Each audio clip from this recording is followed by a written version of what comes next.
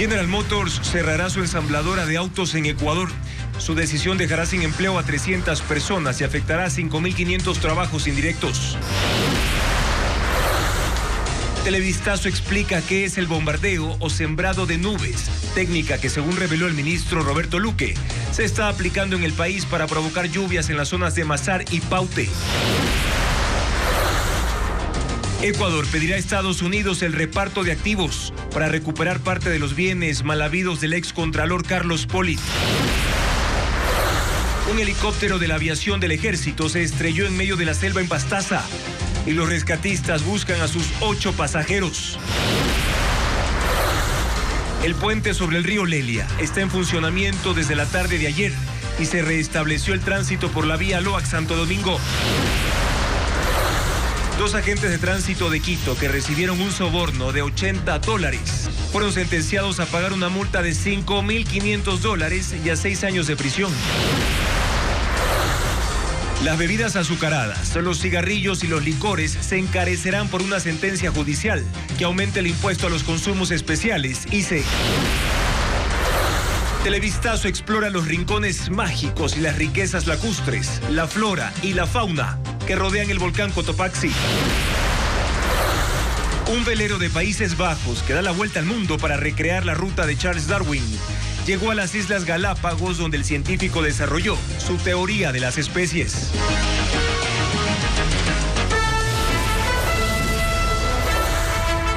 Televistazo estelar con Juan Carlos Aisprúa.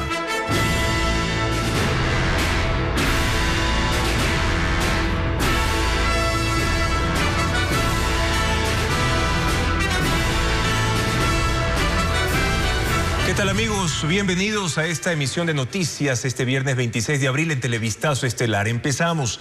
La ensambladora de General Motors dejará de operar en el país desde agosto.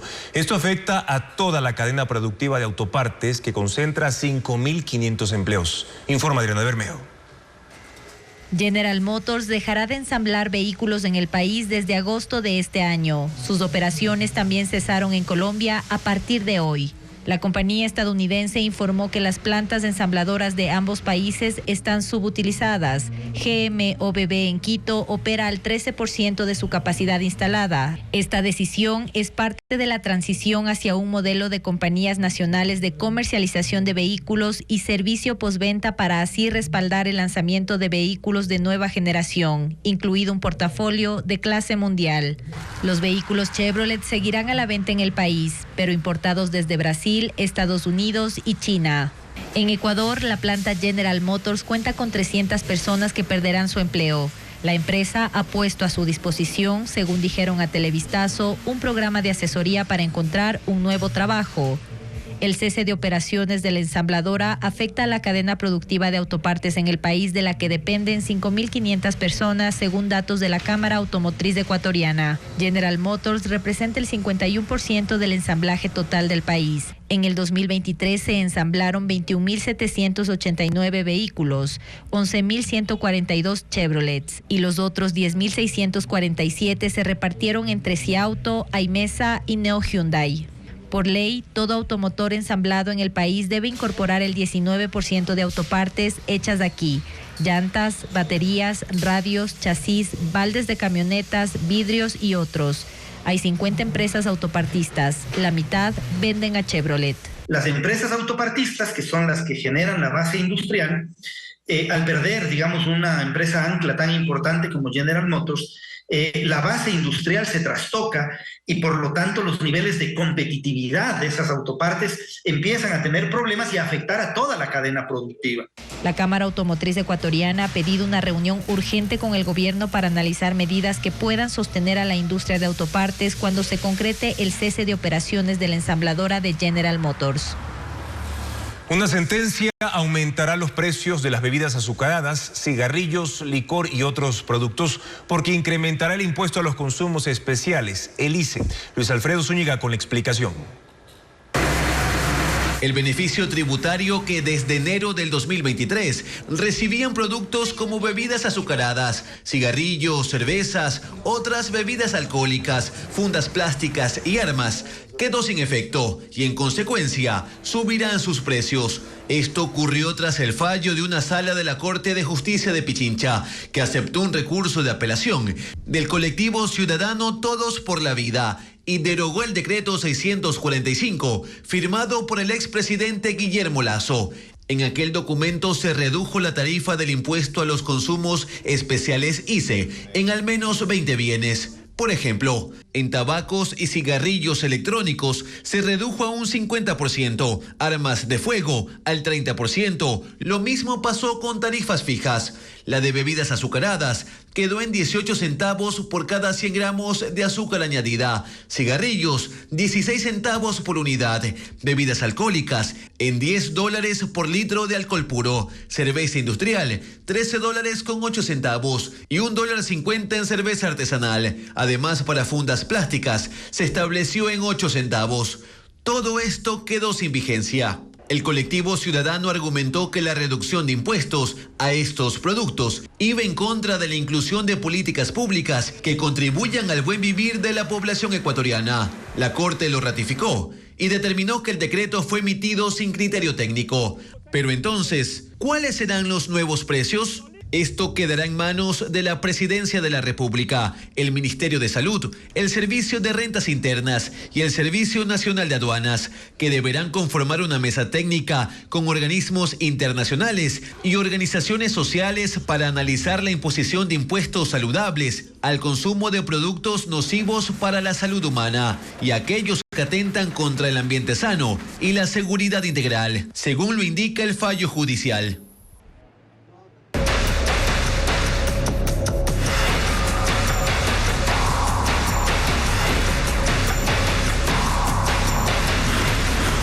Apagones en un túnel y al tanteo. Desde este miércoles en Ecuador empezaron ya a bombardear nubes, una técnica para generar lluvias y así aumentar los niveles de los caudales que alimentan a las hidroeléctricas del Austro. Diego Cuenca explica en qué consiste este mecanismo. El gobierno empezó a bombardear nubes, una técnica para hacer que llueva en el Austro ecuatoriano, donde las hidroeléctricas necesitan aumentar el nivel de sus caudales para generar electricidad. Así lo confirmó el ministro de Energía encargado. A muy poco costo, desde el miércoles en la tarde empezamos con un programa de estimulación de lluvias, unas pruebas de estimulación de lluvias que aparentemente están dando muchos resultados, pero del cual no puedo dar muchos detalles todavía. ¿Han estado bombardeando nubes? Hemos estado estimulando nubes desde el miércoles con ciertas pruebas. Según el investigador de Ingeniería Marítima y Ciencias del Mar del ESPOL, para el procedimiento más común, también conocido como siembra de nubes, utilizan avionetas o drones para echar yoduro de plata a una de las nubes y el resultado es inmediato. En ese momento empieza a llover. Es agregar un químico a una nube para provocar que las moléculas se condensen, las moléculas condensadas de agua se precipitan. Los especialistas deben tener en cuenta la altura, la temperatura, la velocidad y la dirección de los vientos. Además, el tipo de nube elegida. Llueve, digamos, 10 milímetros de lluvia en una hora. Con esto va a llover 11 o 13 milímetros. Pero hay un debate por la contaminación ambiental que podría ocasionar el uso de yoduro de plata. La plata es potencialmente tóxica, ¿ya? Es correcto. Pero las cantidades utilizadas, las recomendadas, no deberían causar ningún problema o afectación ambiental. Ormaza asegura que no es la primera vez que Ecuador bombardea nubes. Dijo que ya ocurrió en 1960 y 1970 por una gran sequía. Hoy la reducción de racionamientos de energía eléctrica se evidenció en la mayoría de provincias. Hay ciudades que pasaron de 8 a 3 horas de corte. Carla Delgado con más información. El aumento considerable de lluvias en la zona de Paute y Mazar, que favorece el caudal en los embalses, permitió que hoy los cortes de luz se reduzcan a 4 o 5 horas en el país. Este viernes la cota de Mazar está en 2.114.76 metros sobre el nivel del mar, unos centímetros por debajo de su nivel mínimo de operación segura, fijado en 2.115 metros. La cota de Amalusa se ubicó en 1.982.42 metros sobre el nivel del mar. El nivel mínimo para operar al 100% es de 1.975 metros. Los niveles de Sopladora hoy llegaron a 1.315.56 metros sobre el nivel del mar, 3 metros por encima del nivel mínimo que es de 1.312. Una buena noticia es que mañana el déficit de energía, los sábados y domingos normalmente la demanda es menor que un día de la semana. Mañana el déficit, considerando esa reducción de la demanda, va a estar de cerca de los 5 gigavatios hora, y eso va a generar que los cortes sean un par de horas, 3 horas, eso depende de la empresa distribuidora, con la excepción de la gente de La Aurora y de Daule, que tiene la afectación por la estación Pascuales a la cual se le está dando mantenimiento. Y lo más posible es que el domingo no haya cortes. En Quito hoy los cortes sí se apegaron a la planificación de la empresa eléctrica. Fueron de 4 horas. Y ojalá que cada día nos vaya mermando menos horas y busquemos otra clase de soluciones, que el gobierno nos apoye. En Guayaquil el servicio eléctrico se redujo de 6 a 3 horas.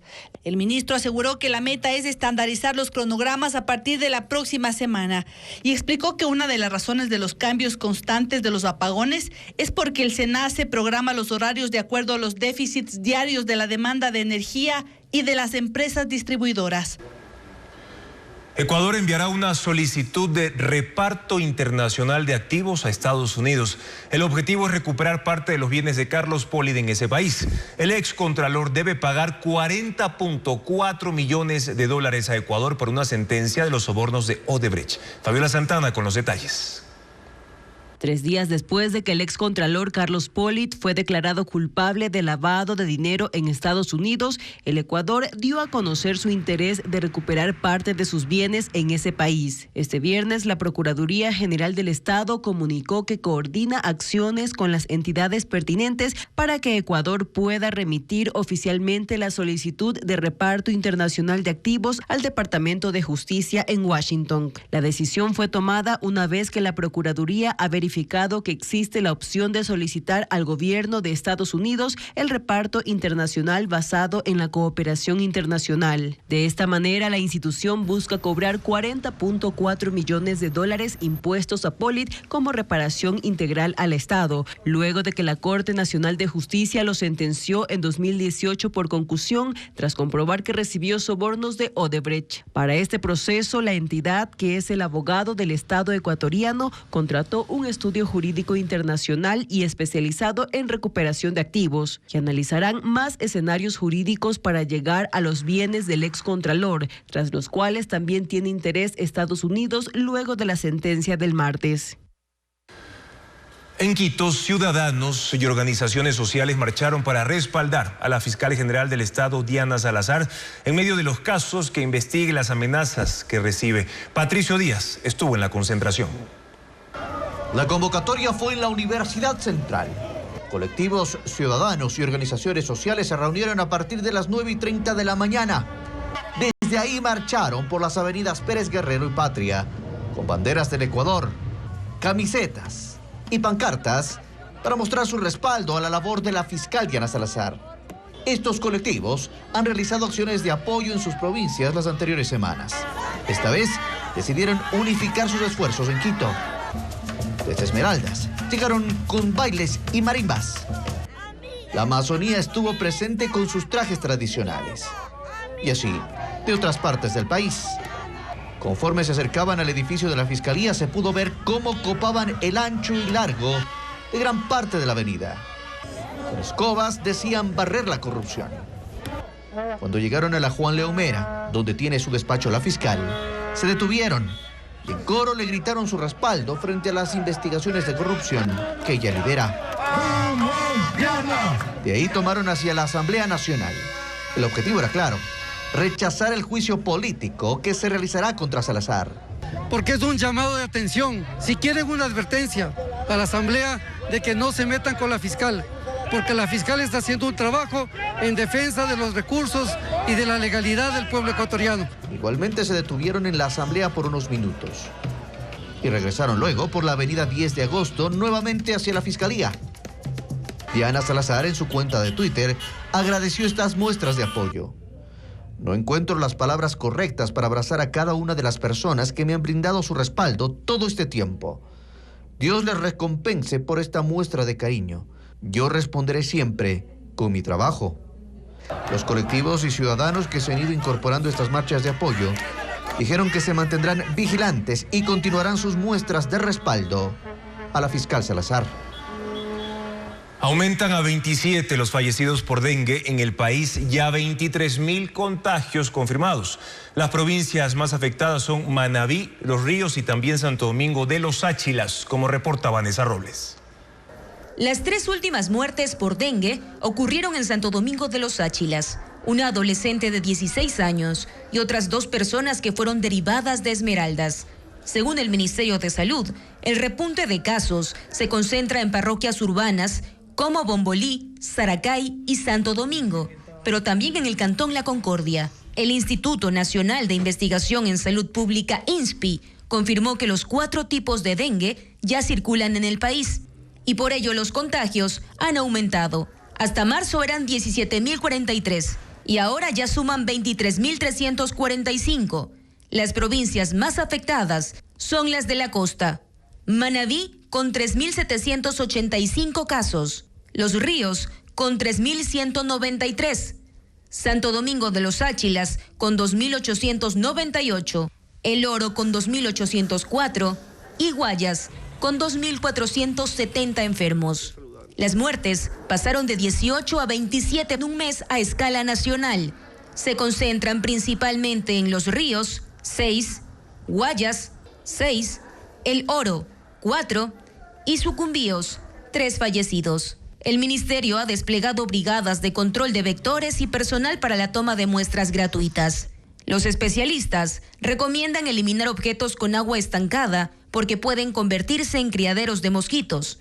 Si presenta síntomas como fiebre, vómito, sarpullido y dolor muscular, es indispensable no automedicarse, sino buscar atención médica. Y Latinoamérica supera los 5 millones de contagios de dengue solo en lo que va del año. La Organización Panamericana de la Salud alerta sobre un incremento de contagios y muertes, llevando a la región a una situación de calamidad. Brasil, Paraguay, Argentina y también Perú concentran la mayoría de casos, como lo informa Pedro Jiménez. Los contagios de dengue se multiplican en Latinoamérica, tanto que entre enero y abril ha habido más casos que en todo el 2023. A esta fecha, la Organización Panamericana de la Salud contabiliza 5.200.000 casos en el continente y es Brasil donde está la mayoría de casos, con algo más de 3 millones de enfermos y 1.100 muertes confirmadas por dengue. Otros 1.500 fallecimientos están bajo investigación. Los estados de Minas Gerais, Acre, Paraná, Río de Janeiro y Brasilia, la capital, concentran lo peor de la crisis sanitaria. Son zonas en las que se ha declarado emergencia de salud pública, la peor en 40 años. Así también Brasil ha lanzado un programa experimental para la aplicación de una vacuna contra el dengue. Otros países con mayor incidencia de la enfermedad son Paraguay con 220.000 contagios, Argentina con 200.000 y Perú con 112.000. En ese país, 20 de las 25 regiones están en alerta, obligando a los sistemas de salud a implementar campañas masivas de fumigación y facilitando la importación de insumos para el combate y prevención de la enfermedad, como en Argentina, por ejemplo, donde hubo escasez de repelentes cuando los usuarios vaciaron farmacias y tiendas.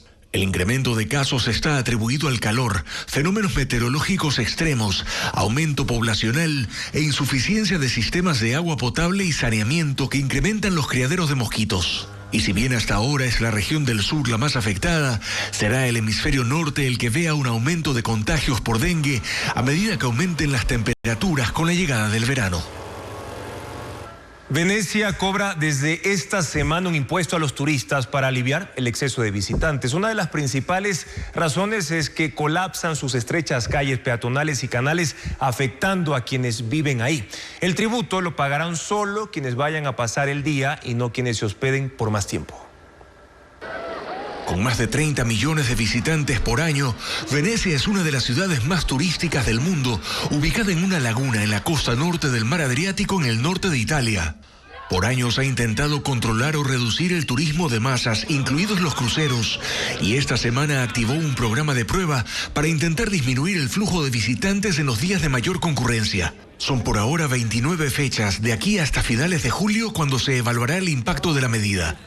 Al entrar a la ciudad por cualquier vía, los turistas deben descargar una aplicación que genera un código QR en sus teléfonos, completar la información sobre su visita y si se quedan solo por el día pagarán 5 euros. En cambio, si se van a quedar en hoteles y tienen reservas listas, quedarán exentos del pago y así constará en el registro que deben mostrar a los inspectores cuando se les acerquen en cualquier parte de la ciudad durante un control. Para quienes no tengan su teléfono, hay kioscos para obtener el código en forma física y si alguien trata de eludir el registro, se expone a multas de entre 50 y 300 euros. 70.000 personas descargaron la aplicación en el primer día de vigencia y así la autoridad local espera disuadir a los visitantes de llegar en los días pico y hacer que la ciudad sea más habitable para sus cada vez menos residentes, pues muchos se han ido ante la presencia permanente de multitudes. Hay quienes piensan que la medida se queda corta y quienes viven del turismo y que no han tardado en salir a protestar dicen que habrá un perjuicio. Pero por ahora es la manera en que Venecia intenta bajar la presión del exceso de turismo en las capacidades y servicios de la ciudad. Un helicóptero del ejército ecuatoriano rumbo a comunidades guaraníes con ayuda humanitaria se estrelló a 8 kilómetros de su destino. La aeronave llevaba 8 personas, entre militares y civiles, con suministros para familias afectadas por la inundación. 36 minutos después de haber despegado, el helicóptero MI-171 del ejército ecuatoriano se estrelló en el norte de la selva de Pastaza. La aeronave partió desde el aeropuerto Río Amazonas de Shell rumbo a las comunidades guaraníes de Tigüino y Bataboro, pero se accidentó a 8 kilómetros de su primer destino.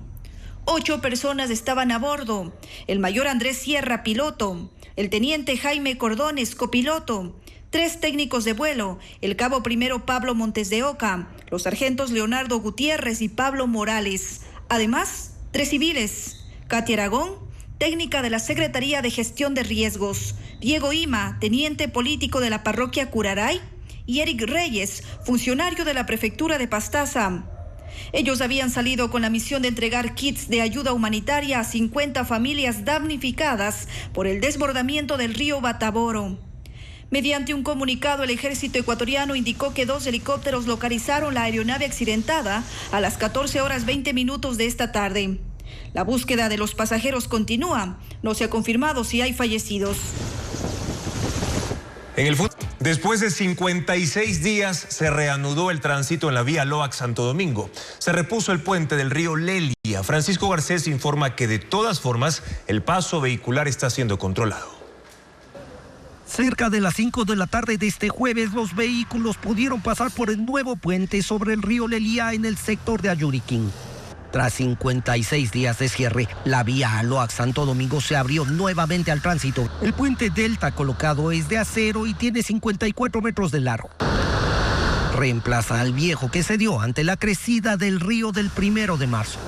Antes de permitir el paso, la última tarea fue colocar rompevelocidades a ambos lados del puente, trabajar en los últimos toques de pintura y dejar listas todas las seguridades. Cuando los vehículos empezaron a pasar en el carril con el sentido hacia Santo Domingo, ya formaban una fila que llegó a tener 10 kilómetros. La apertura de la vía es un alivio, sobre todo para los transportistas que la usan habitualmente para unir la costa con la sierra. Ahorra para el viaje a Quito unas 2 horas y media. Es lo mejor que han hecho, lo más pronto, porque el tiempo, la economía para los transportistas, los negocios, turismo, todo. Esta vía es la principal. La próxima semana, el puente construido por el Cuerpo de Ingenieros del Ejército será entregado oficialmente. Todos estos días se va a dar paso ya a vehículos tanto livianos como pesados para ver el comportamiento del puente ya con un tráfico continuo. Prácticamente ya es el último periodo de pruebas que se le hace al puente. La vía Loax-Santo Domingo es una de las principales para unir Quito con la costa y por ella circulan diariamente entre 7.000 y 10.000 vehículos al día.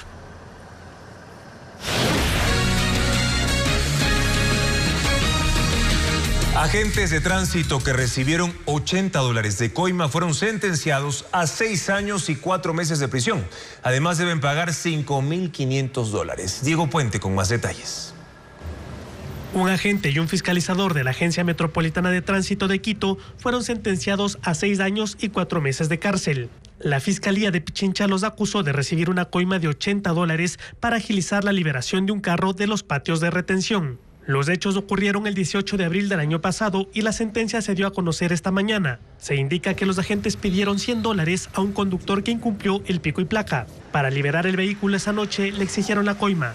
De lo contrario, el carro iba a estar retenido 4 días. El conductor entregó $80 en las oficinas de los agentes, pero antes de hacerlo los había fotografiado. Esa fue la evidencia que mostró cuando acudió a la policía para denunciar un delito flagrante de concusión. Los billetes fueron hallados en el escritorio de los funcionarios. La sentencia fue expuesta por el director de la AMT, Washington Martínez, en el aniversario de la institución y dijo que hay otros procesos de depuración en marcha. Además de los 6 años y 4 meses de cárcel, el Tribunal Penal de Pichincha dispuso el pago de 12 salarios básicos, $5.520, y los inhabilitó para ejercer cargos públicos por el mismo tiempo que dure la sentencia.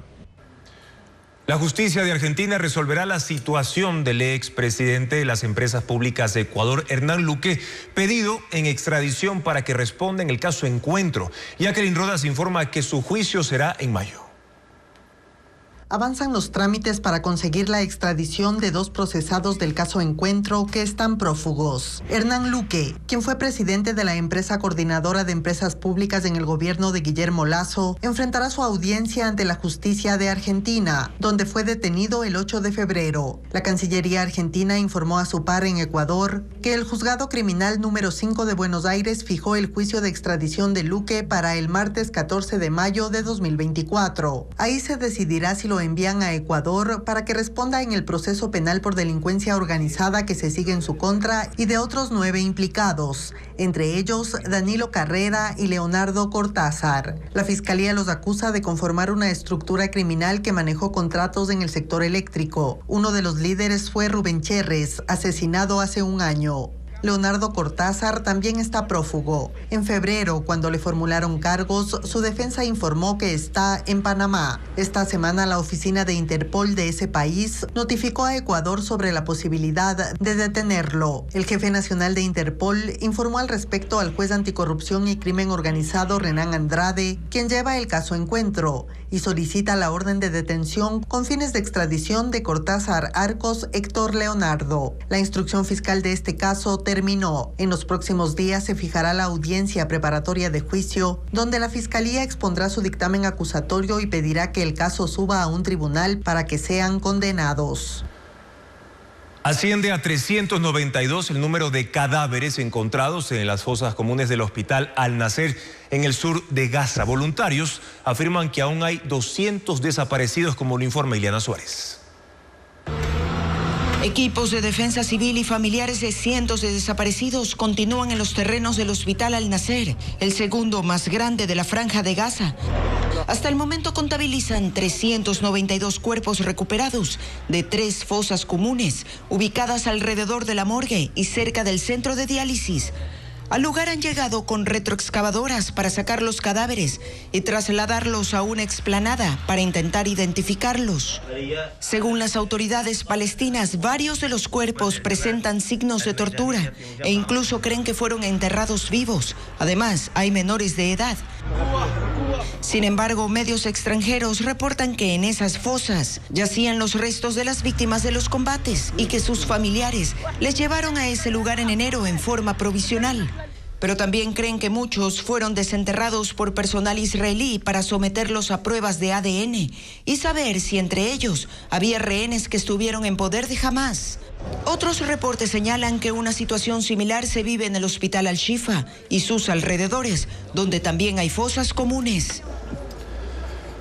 Cientos de manifestantes pro-Israel se concentraron afuera de la Universidad de Columbia en Nueva York, que hace más de una semana es escenario de una acampada a favor de Palestina por el fin de la guerra en Gaza. Las protestas del miércoles dejaron 250 estudiantes detenidos en la Universidad de Texas en Austin, también en la Universidad del Sur de California en Los Ángeles y en el Emerson College de Boston. ByteDance, empresa matriz de TikTok, aseguró que no venderá la plataforma pese a que el gobierno estadounidense ya aprobó un proyecto de ley para obligar a la compañía china a deshacerse de ella para que no sea prohibida en el país norteamericano. Para la administración Biden, la plataforma digital es una amenaza por la posibilidad de que el régimen chino acceda a los datos de los usuarios. Servicios de inteligencia de ese país ya acusaron a China de haberla usado para influir en las elecciones de medio mandato del año 2022, por lo que podría repetirlo en las presidenciales de noviembre de este año. En Estados Unidos, una mujer de Nueva Jersey recibe un trasplante de riñón de cerdo genéticamente modificado. Ella no era candidata a ese proceso médico por complicaciones que le daban poco tiempo de vida. Ileana Suárez informa que es la segunda vez que se ejecuta esta técnica en el mundo. Lisa Pisano, de 54 años, padecía insuficiencia cardíaca y renal. Había sufrido 2 infartos y en el hospital fue necesario resucitarla. Su condición la descalificaba para recibir un trasplante de riñón tradicional. Y el diagnóstico decía que le quedaban pocas semanas de vida. Pero expertos del hospital NYU Langone de Nueva York elaboraron un plan específico para ella. Implantar una bomba cardíaca mecánica para mantener su corazón latiendo y después trasplantar un riñón de cerdo genéticamente modificado. Lisa aceptó, pues dijo que quería agotar todos los recursos. El 4 de abril se hizo la intervención para insertar el dispositivo cardíaco y 8 días después se hizo el trasplante de riñón de cerdo que inmediatamente comenzó a producir orina. Los médicos aún están monitoreando su recuperación, por lo que no le han dado de alta, pero hasta ahora no hay muestras de rechazo. El mes pasado en el Hospital General de Massachusetts, Richard Sleiman recibió un riñón de cerdo y 5 semanas después del trasplante evoluciona con éxito. En Estados Unidos, más de 100,000 personas están en la lista de espera para trasplantes de riñón y otros órganos. Populares personajes animados serán las estrellas del Pixar Fest, un evento especial que se llevará a cabo en los parques de diversiones de Disney en California. Los protagonistas de Toy Story Monsters Inc. serán algunas de las figuras que participarán en el tradicional desfile por el Castillo de la Bella Durmiente, entre otras actividades. El festival se extenderá hasta el 4 de agosto.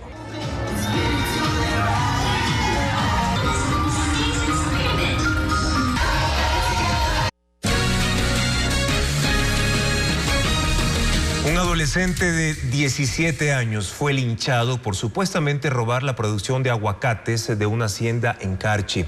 Sin embargo, se organizó una protesta para condenar ese hecho, como lo informa Cristian Tinajero.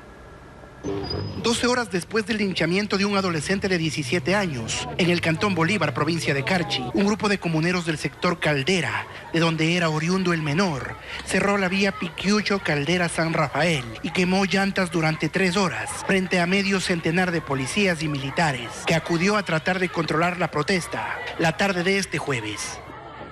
Los manifestantes condenaron el ataque a Jonathan Mina, quien fue incinerado, acusado de robar 20 sacos de aguacates de una hacienda. Según testigos, el joven alcanzó a llegar a su casa y fue llevado hasta un hospital del Cantón Montúfar. Sin embargo, por la severidad de sus quemaduras, fue trasladado a Quito, donde falleció. La noche del jueves, los uniformados despejaron la vía. Según la policía, los propietarios de la hacienda donde ocurrió el linchamiento abandonaron la localidad.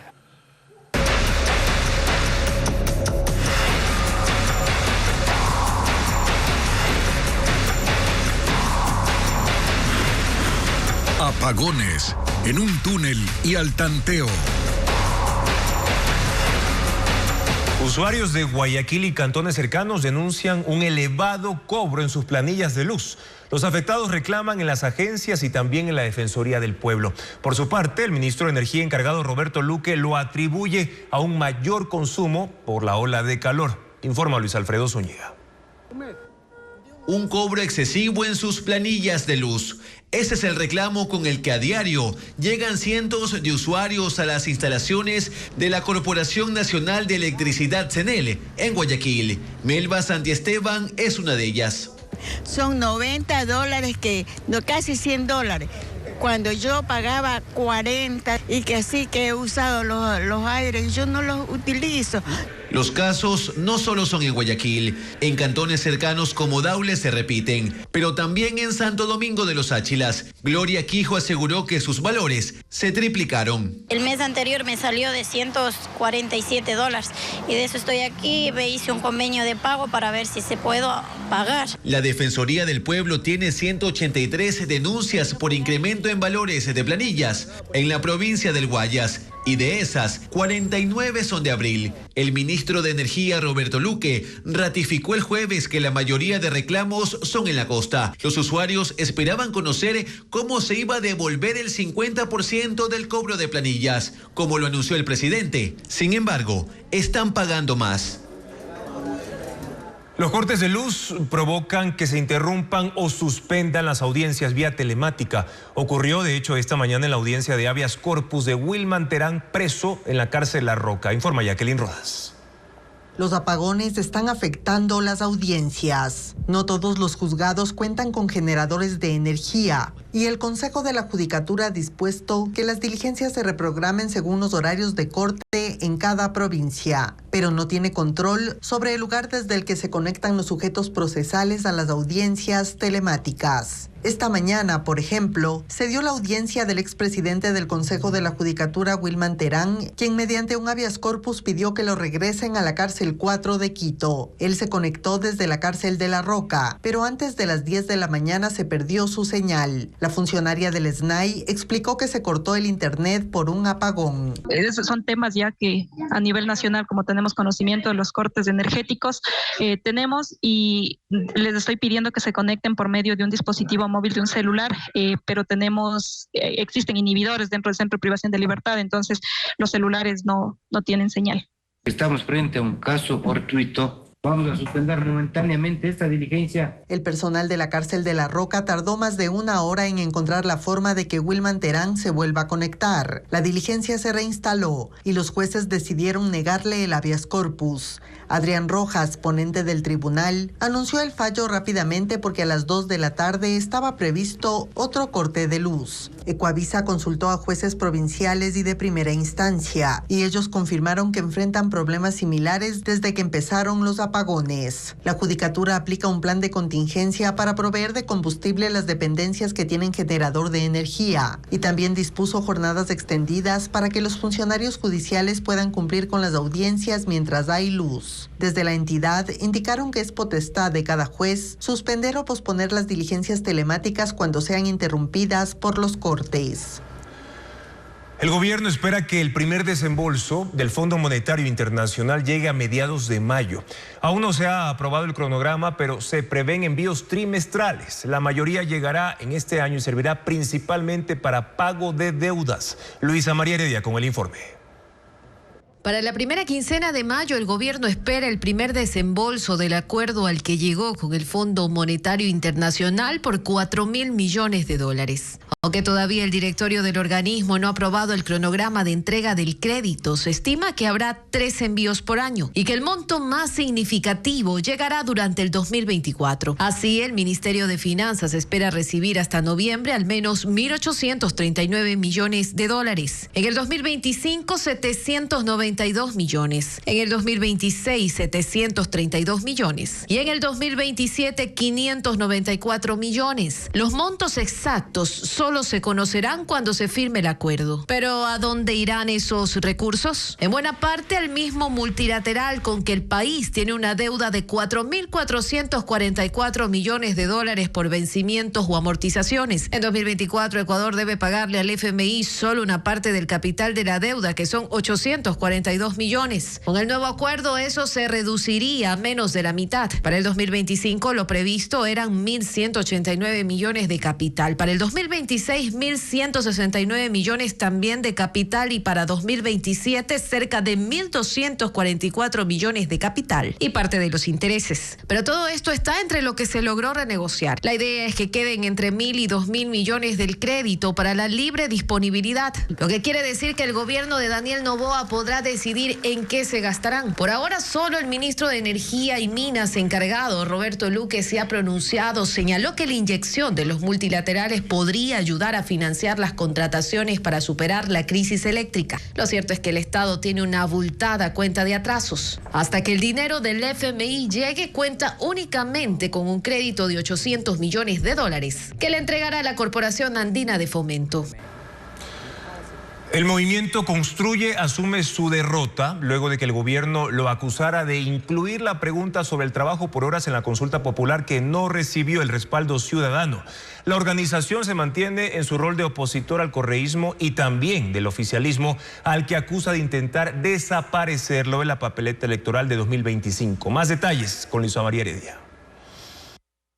Sí a la extinción de dominios, sí a la extradición y sí al trabajo por horas. Esa fue la propuesta que Construye impulsó durante la campaña. 2 de las 3 preguntas obtuvieron un amplio respaldo en las urnas. Solo perdió la económica. Y en ese sentido, la agrupación que lidera la exministra María Paula Romo se ha hecho cargo de la derrota. No anda buscando a quién endosársela. Ese papel se lo deja al oficialismo, con el que se mantiene en pelea. Construye ha participado 2 veces en una elección presidencial, quedando en los últimos lugares. Al tercer intento, en 2023, llegó con Fernando Villavicencio, quien fue asesinado. Casi se queda sin candidato, pero en medio de la adversidad se posicionó como la opción del anticorreísmo. Se convirtió en la segunda fuerza política de la Asamblea, aunque como se negó a participar de un pacto legislativo con el correísmo, fue excluido de la conducción del Pleno y de las comisiones más importantes. Ha mantenido una postura crítica con el gobierno y responsabiliza a Daniel Noboa del intento de cancelación del movimiento. ¿Qué explica el mano a mano entre el presidente y ese partido? Precisamente que Construye representa al anticorreísmo, siguiendo el legado de Villavicencio. Y lo más probable es que en la papeleta de 2025 el voto se vuelva a dividir entre aquellos que están en contra o no de la corrupción y por ende del correísmo. Construye por ahora se defiende ante el Tribunal Contencioso Electoral y ya piensa en coaliciones con agrupaciones más pequeñas. Cuenta con 82 concejalías y 20 curules legislativas, un capital político modesto que quiere multiplicar.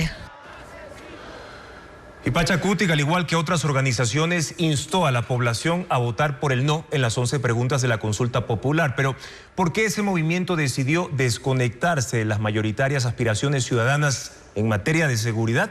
Lo analizamos en el siguiente informe. La desconexión de Pachacutic con la realidad nacional es clamorosa. El discurso de su dirigencia no conecta con las aspiraciones de sus bases y menos con las del resto del país. Como consecuencia, Pachacutic luce antiguo.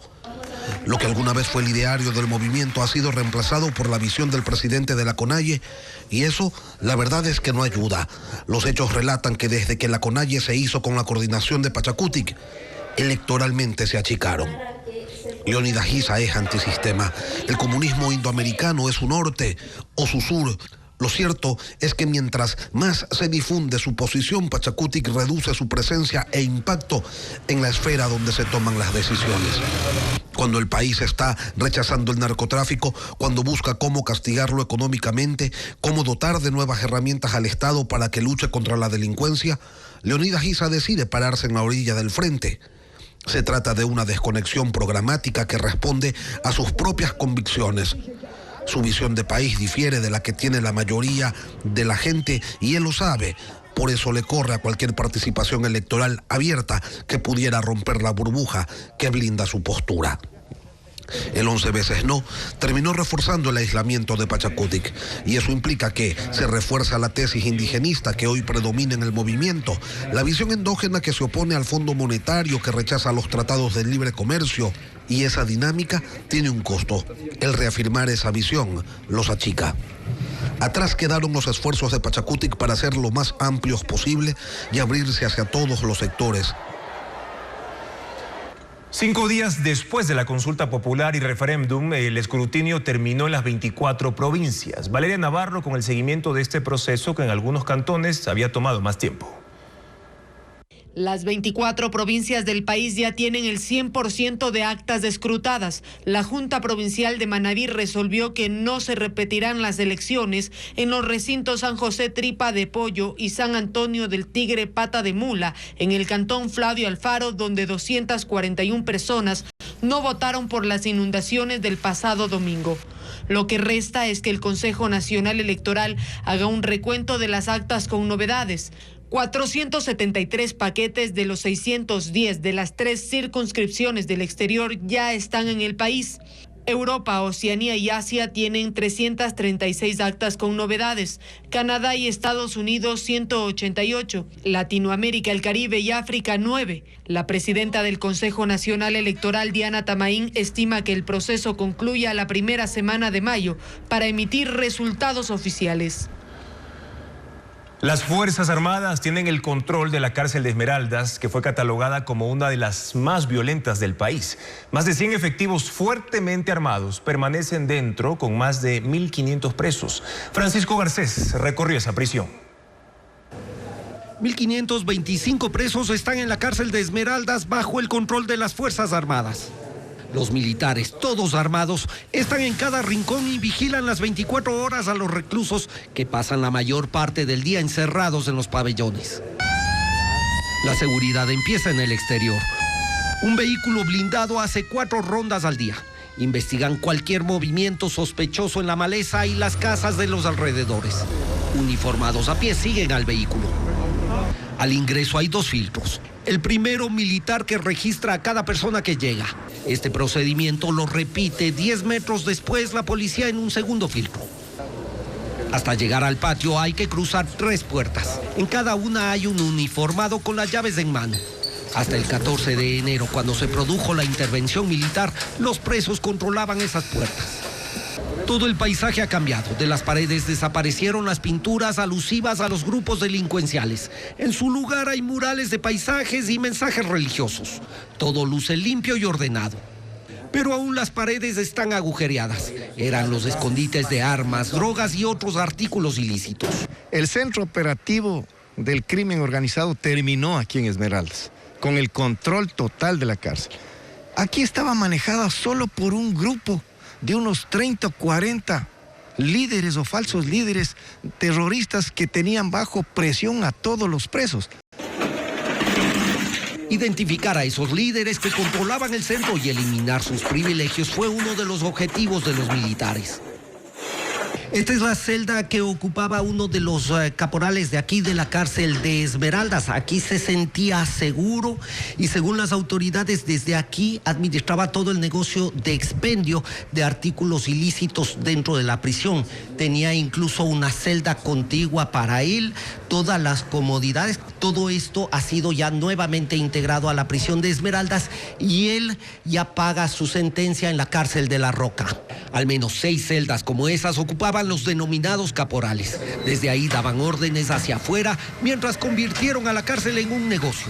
Los reclusos pagaban hasta $10 a la semana por su seguridad. Los militares no quitan el ojo de los reclusos. En la cocina, por ejemplo, se controla todo lo que ingresa y hasta los utensilios que usan a diario. Sinceramente sí hay más control porque todo se revisa. De un saco de arroz se vacía al otro para que vean que ahí no viene nada ilícito. La cárcel de Esmeraldas era la 4ª más insegura del país. Desde enero, según los militares, no hay casos de violencia. Delincuentes ingresaron a un local del centro de Quito y se llevaron más de $5.000 en mercadería. Como ha ocurrido en otras ocasiones, en otras zonas de la capital, utilizaron una camioneta para romper la puerta principal. Alex Ceballos nos muestra las imágenes. No son imágenes de archivo. Amigos, esto es lo que ocurrió la madrugada de este jueves, en el centro de Quito, en la calle Guayaquil. Como en otras ocasiones operaron en grupo y con una camioneta que la utilizan para romper las puertas enrollables. Camioneta ploma y toda la fuerza del motor para sobrepasar el muro de protección de 40 centímetros de alto. Ingresaron a un negocio de electrodomésticos. Cosas grandes no se han llevado, solo lo que es cosa pequeña, lo que es celulares, es lo que más se han... Unos $5.000 en pérdida. Por ahí unos $5.000, $6.000 en pérdida. Vaciaron las vitrinas y se llevaron los celulares. Después de un minuto huyeron, dejando al propietario un perjuicio económico de más de $5.000. Dañando la puerta principal. Según se ve en los videos que es una camioneta con unos 6 individuos. Se ve que son armados, sí. No sirvieron los candados, las alarmas, incluso el monitoreo privado. Los delincuentes lograron su objetivo. Afortunadamente, la mercadería estaba asegurada. El local está ubicado a 2 cuadras del cuartel de la policía en el centro de la ciudad. Lastimosamente tenemos que encomendarnos al Todopoderoso y a la Policía Nacional. Solicitamos que haga un seguimiento más oportuno en las horas que son o se entiende que son de mayor peligrosidad. Este hecho incrementó el nerviosismo entre los vecinos, quienes solicitaron la instalación de un puesto de vigilancia fijo en la Plaza del Teatro. Principalmente en el día estamos nosotros con el punto seguro que la Policía Nacional, articuladamente con la ciudadanía, hemos logrado obtener. La policía, como ya es la tradición, manifestó que se realizará una investigación exhaustiva. La ciudadanía espera resultados. En Ecuador aumentan los problemas de sueño. ¿A quiénes afecta y cómo prevenirlos? Valeria Navarro con más detalles en el siguiente reportaje. ¿Cuánta melatonina es necesario tomar para dormir mejor? Esa inquietud que llega a ser tendencia va y vuelve en redes sociales. Dormir es para el 45% de la población un problema. El uso de celulares y pantallas con luz azul ha complicado el problema. Disminuye al menos 2 horas de sueño en las personas. La luz azul bloquea la hormona melatonina e interfiere con la capacidad del organismo para prepararse a dormir. Algunos, para ayudarse, optan por consumir pastillas con esa hormona, pero la compra sin receta médica y su abuso puede generar adicción y nuevos problemas de salud. En Ecuador, las mujeres presentan más trastornos de sueño por los cambios hormonales. A partir de la menopausia, el 50% tiene problemas para dormir. Los hombres de 25 a 44 años tienen con mayor frecuencia trastornos de sueño por problemas respiratorios. Se manifiestan con ronquidos. No descansar adecuadamente afecta la capacidad de concentración, aumenta la posibilidad de arritmias cardíacas, de obesidad, hipertensión arterial e infartos. Se suma el riesgo de causar accidentes de tránsito o de sufrir accidentes laborales. Dormir bien implica evitar malos hábitos. Consumo de bebidas cafeinadas, bebidas cola, bebidas energizantes, al menos 6 horas antes de ir a la cama. En Ecuador, el estrés causado por la ansiedad es la principal causa de dormir mal. Expertos recomiendan actividades que relajen antes de ir a dormir, como hacer yoga, escuchar música, evitar el café y no convertir la habitación en oficina de trabajo. La revista Vistazo circula con su edición exclusiva para Cuenca. Este mes destaca las compañías que enorgullecen a los cuencanos y también analiza la relación insalvable del presidente y la vicepresidenta de la República, Verónica Abad. La nueva edición de revista Vistazo Cuenca ya está en circulación. Destaca las empresas que llenan de orgullo a los cuencanos, con base en un estudio que identifica a 40 compañías del sector de alimentos, bebidas, financiero, servicios y cerámico. También hay 2 páginas de sátira política, con las perlas de las autoridades. Además, un análisis de la relación insalvable del presidente y la vicepresidenta de la República. ¿Cuál será el desenlace de la guerra silenciosa? Y el reto del Cantón Alausí, un año después de la tragedia. Vistazo también revela historias de emprendedores azuayos y la exquisita gastronomía típica en la popular avenida Don Bosco de Cuenca. La lectura se trata de un hábito de placer, pero ¿cuál es la tendencia en Ecuador? ¿Leer un libro impreso o digital? Estefanía Arias, Despeje Salud en el siguiente informe. Un estudio del sitio web buscalibre.com, que ofrece textos a domicilio, señala que en Ecuador una persona lee en promedio de 1 a 2 libros y medio al año. Una cifra que encierra tanto a los que lo hacen de forma convencional y a los que prefieren lo digital. Pero, ¿cuál de estos 2 está ganando terreno?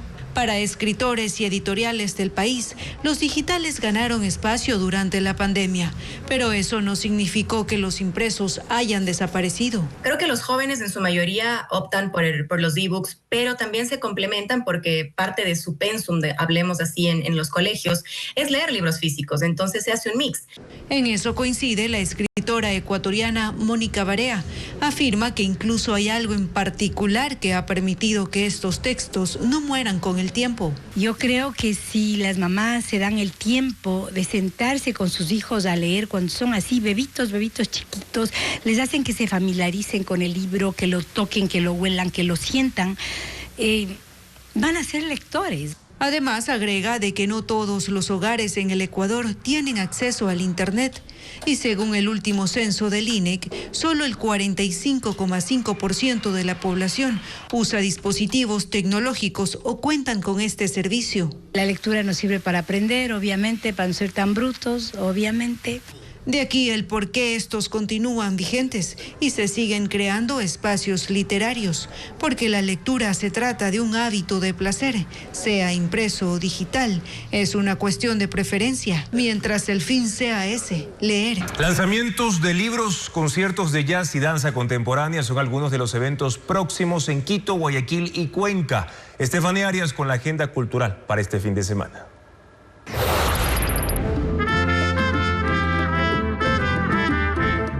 Brass Band Ecuador, la banda de jazz de jóvenes músicos ecuatorianos, será parte del Día del Idioma Alemán en la Asociación Humboldt en Quito.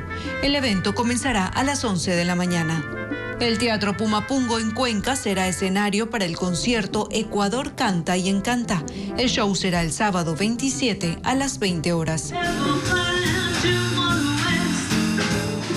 5 bandas serán parte del Festival por el Día del Jazz, organizado por la Universidad Católica de Guayaquil. El evento gratuito será el sábado 27 en el Puerto Santa Ana, de 16 horas a 20 horas 30. 11 esculturas de la artista Alice Trepp se exhiben en el Museo Municipal de Guayaquil. La muestra, Mi Gente de Ébano, estará abierta durante 5 meses. El ingreso es gratuito. Río Árbol Cuerpo, la exposición de la artista Pilar Fuentes, se inauguró en N24 Galería de Arte en Quito y estará hasta el 2 de mayo, de martes a viernes de 11 de la mañana a 18 horas 30. La verdadera historia de Max el Ratón Pérez llega al Teatro La Bota en Guayaquil este domingo 28 a las 11:30 de la mañana y 4 de la tarde. La obra Madre Naturaleza estará en Microteatro Quito este viernes 26 y sábado 27 a las 7, 8 y 9 de la noche. Una nueva melodía, un texto escrito por el director de la Orquesta Sinfónica de Guayaquil, Íñigo Pirfano, un acercamiento al sentido de la vida por medio de la música. La biografía del poeta ecuatoriano Pedro Gil está disponible, un libro escrito por la autora Damián Mendoza, luego de 15 años de investigación. Objetivo Decir, una obra de danza contemporánea que estará en la Plaza Pública Centro de Guayaquil el lunes 29 a las 18 horas 30. Tengo miedo de los sapos. Las películas ecuatorianas ¿Qué tan lejos? Y En el nombre de la hija, dirigidas por Tania Hermida, volvieron a los cines del país desde el jueves 25 de abril. Y el filme animado Garfield, Fuera de Casa, se estrenará el 1 de mayo. La cinta contará la historia de este gato desde que es pequeño.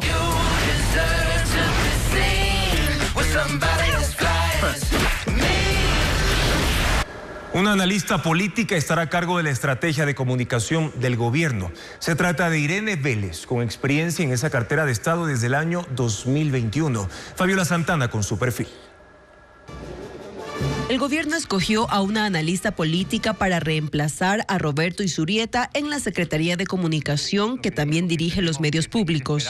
Irene María Vélez Fromen tiene 32 años, es licenciada en Ciencias Políticas y Relaciones Internacionales y máster en Acción Política. Ha sido profesora de Pensamiento y Comunicación Política en la Universidad Espíritu Santo de Guayaquil. Vélez fue subsecretaria de Contenidos en el gobierno de Guillermo Lasso desde junio de 2021 hasta abril de 2023. Y en este gobierno ha sido desde enero pasado subsecretaria general de Acción Estratégica. El jueves el presidente Noboa también la nombró miembro del directorio de la Agencia de Regulación y Control de Telecomunicaciones Arcotel. Ella asumirá la Secretaría de Comunicación a partir del 1 de mayo. Otro cambio se produjo en el Ejecutivo. En la gobernación del Guayas, en reemplazo de Alberto Molina, está a cargo Vicente Antonio Aguad Chevasco, abogado y máster en Derecho con mención en Derecho de Empresas. Tiene un diplomado en Seguros Generales. Antes de asumir el cargo, él fue viceministro de Seguridad Pública en el Ministerio del Interior. Hasta hoy, el único cargo público que figura en su hoja de vida es el de asistente legal y asesor jurídico en el gobierno provincial de Guayas entre 2015 y 2016. Roberto Izurieta estuvo por 5 meses como secretario de Comunicación. Entre sus objetivos estaba que el gobierno, en términos de comunicación, se establezca, pero ¿lo consiguió? Patricio Díaz consultó a 2 expertas sobre este tema. La comunicación política del gobierno sigue siendo un enigma. El secretario de Comunicación saliente, Roberto Izurieta, desde un inicio se distanció del papel de un vocero que hace anuncios de exclusivas o primicias. Se encargó sobre todo de explicar las decisiones del Ejecutivo. Él fue el que más se puso frente a los medios de comunicación, sin reparo de que el tema sea bueno o malo para el gobierno.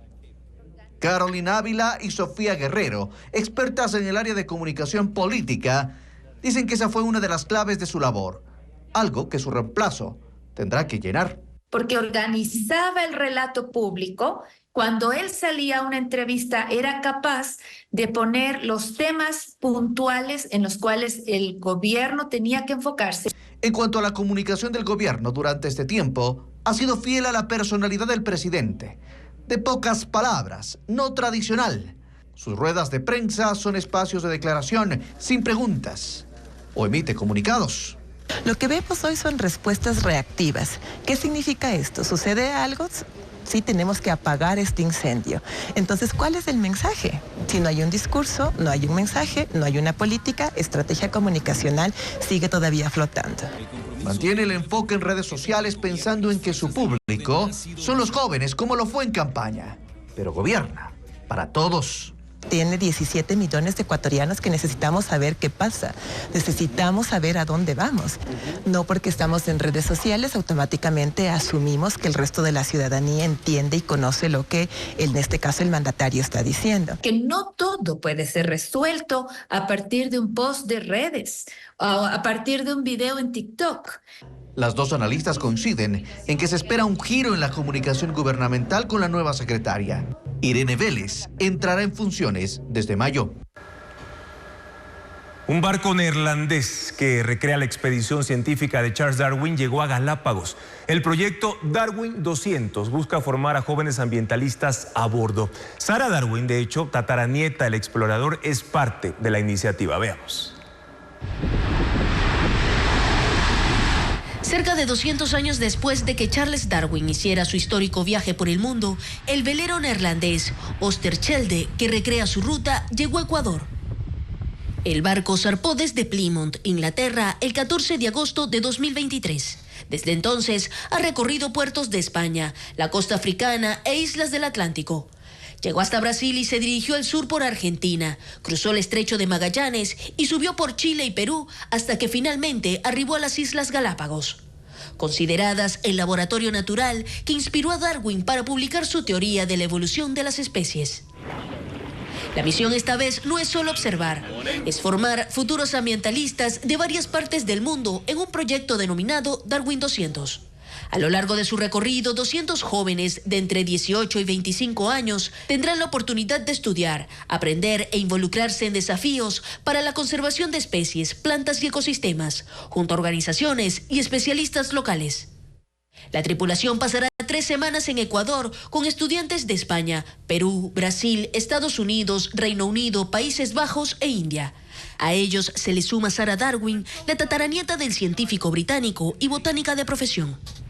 El proyecto continuará su trayecto por el Atlántico hasta llegar a Nueva Zelanda y Australia, antes de emprender su viaje de regreso. Una ruta que le tomará 2 años. El Parque Nacional Cotopaxi es un ejemplo de convivencia armónica de la naturaleza y un gran atractivo turístico. Esconde sitios realmente mágicos. Carla Delgado nos muestra más en una nueva entrega de Ecuaterra.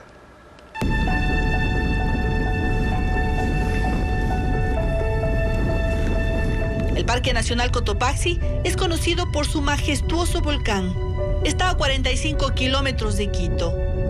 Y la reserva a 3.780 metros de altura. Esconde rincones mágicos, atractivos lacustres, plantaciones de pinos y flora y fauna andina.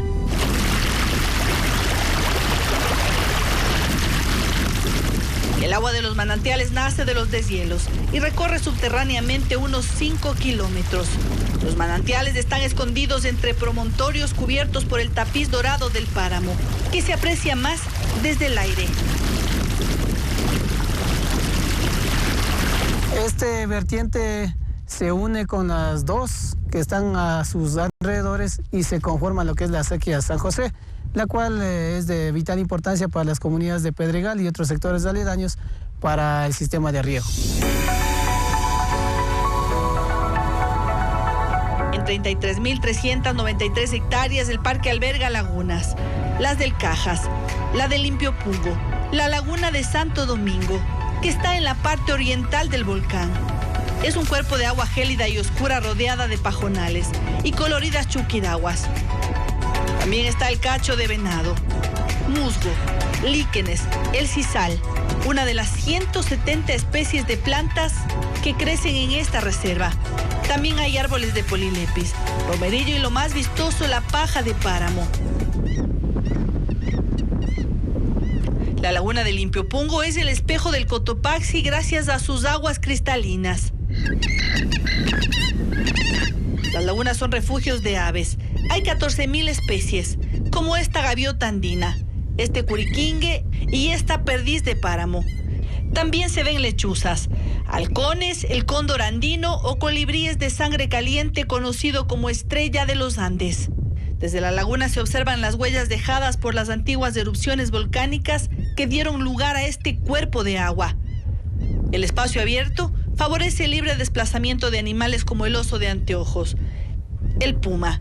Ambas especies son difíciles de observar. Los zorrillos, la raposa, comadrejas, zarigüeyas, el ratón y los venados de cola blanca habituados a los visitantes, alrededor de 15.000 al mes. Desde el año 2018 que hemos hecho la erradicación completa de lo que es el ganado vacuno, los venados de nuevo están asomando. Tenemos ya una gran población de venados de cola blanca.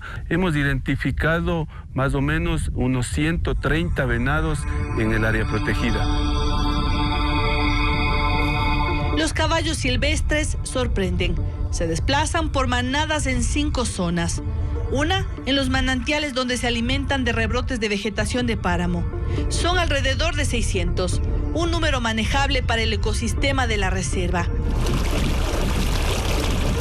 El Parque Nacional Cotopaxi es un ejemplo de convivencia con la naturaleza y uno de los rincones sostenibles más admirados del país. En el Parque Nacional Cotopaxi la temperatura es de 10 grados centígrados en los glaciares y hasta 20 grados en los días más soleados sobre el páramo más bajo, dependiendo de la altura.